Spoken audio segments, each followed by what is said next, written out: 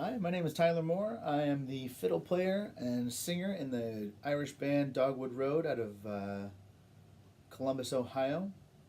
Also the owner and operator, as well as violin and viola teacher here at T&G's Music Studios in Worthington, Ohio. I'm going to try to do never really done a tune a day thing. Hasn't really been something I've been very good at keeping up with. So I'm going to try a tune a week.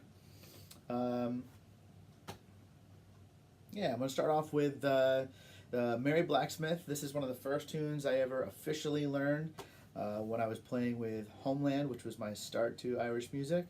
I feel like it's a good way to kick things off.